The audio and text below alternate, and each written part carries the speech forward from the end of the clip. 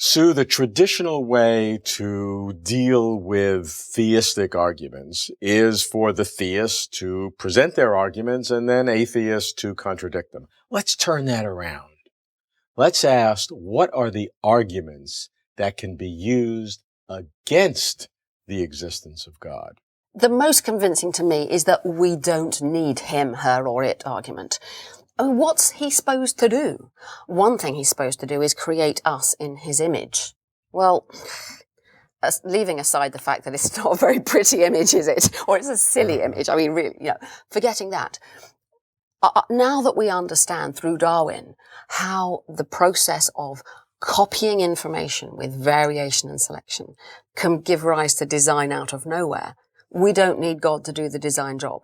Now, that doesn't prove he doesn't exist, but it certainly takes away the major reason for believing in him. Well, I think it does in biology, but not necessarily in physics, because you need to start with laws of physics. Those laws of physics seem to have to have their constants fine-tuned to a very tight degree in order to have a physical universe that can last long enough so that evolution can occur. But I'd say two things to that. One, it doesn't help to posit a God. I mean, when you take God back that far, you've lost all the things that many people believe in a personal God and intervening in human lives. We're talking about setting up the universe in the first place sort of God. So that's not what most people mean. Now, that sort of God, yes, maybe. There are some scientists who say, well, what I mean by God is just the rules of the universe. Well, that's not, that's cheating. That's kind of cheating, isn't it? Fine. But if you mean, why is there something rather than nothing sort of God, and why these constants, there are lots of other possibilities.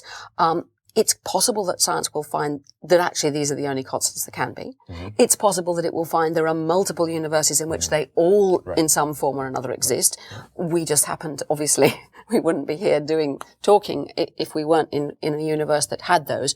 There's all sorts of ways out of it. But the main thing is that's not the sort of God that most people mean anyway. Because it's not a personal God, and there's a major disconnect between that. So that sort of God, the physicist's God, if you like, the setting up the universe God, doesn't have any implications for heaven and hell and life after death and punishment and caring about who's good and who's evil. It doesn't really relate at all. Well, what are some of those other issues? What are some of the traditional things that you grew up with in a religious background that you can now look back upon and say that you don't have anything to do with? God's so nasty. That doesn't prove he doesn't exist, of course, but, the inconsistencies and incompatibilities in what people believe just strike me as bizarre.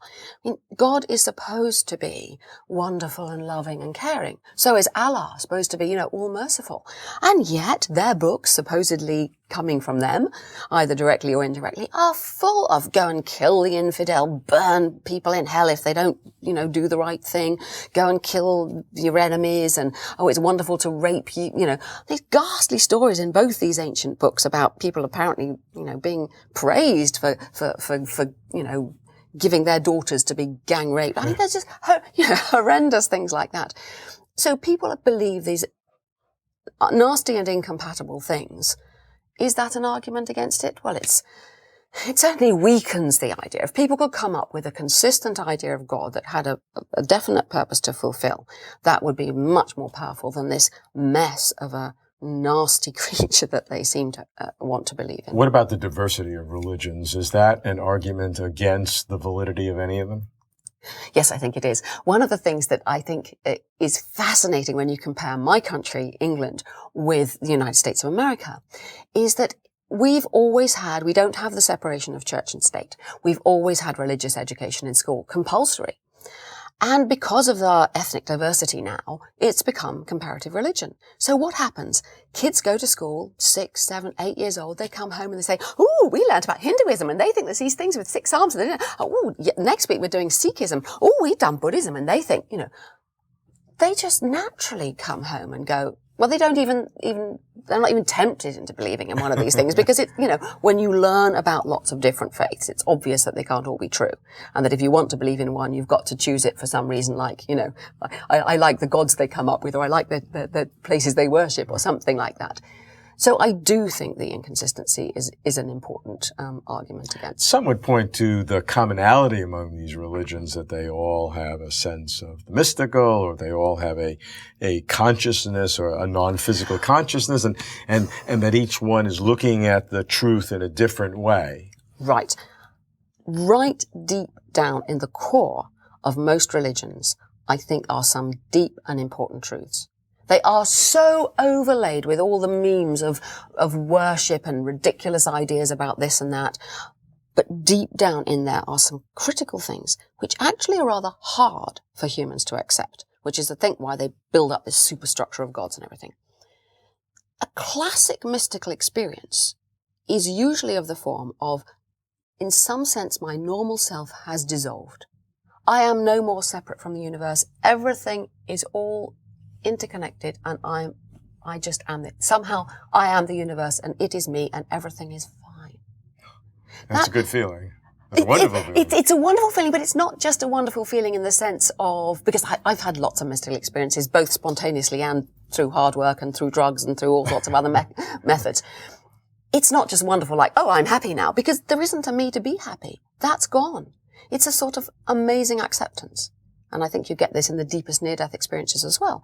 Now, this is a common human experience. I mean, it's not frequent, but it runs through history, through different cultures.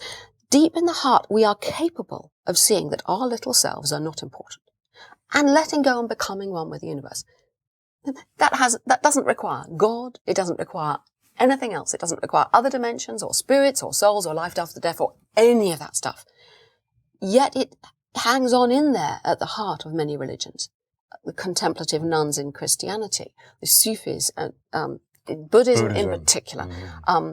I've practiced Zen for more than 20 years now, not as a Buddhist, but using some of the techniques to make that kind of experience of the dissolution of self and oneness and acceptance become more familiar. So I do think there are truths at the heart of a religion, but they're so simple.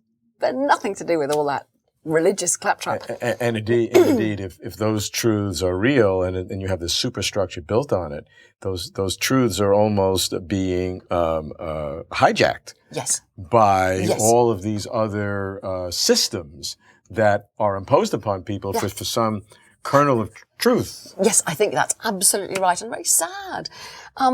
But in a way understandable. If you think of of religions as memes, these vast conglomerations of ideas that are infectious and get passed on and so on, the idea that there's a God who cares about you, that there's a statue you can worship, there's somebody you can, all these are more sticky memes. They're much more likely to get passed on and stay in people's heads than really basic ideas like... How would that work? Describe to me how a religious meme would infect your brain and then infect the group. How specifically might that work? Well, let's take a contrast. Let's take the idea that there's a meme that says, there is no self, that's an illusion, it's all just one, and stuff's just happening, which is a kind of Buddhist idea and scientific idea, really. That's not a very sticky meme. I mean, people don't like it. It seems to undermine all their happiness and their striving and everything else.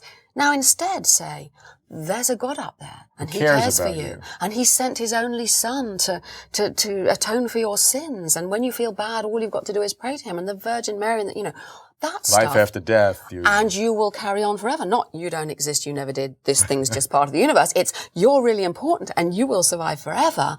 And there's a heaven waiting for you if you're good.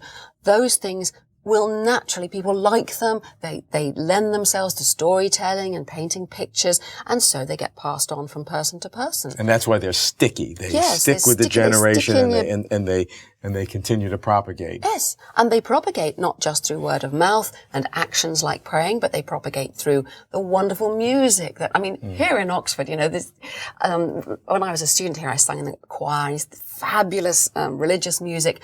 But you sing the wonderful music, it's beautiful, but it passes on these words, God is great and all this sort of stuff.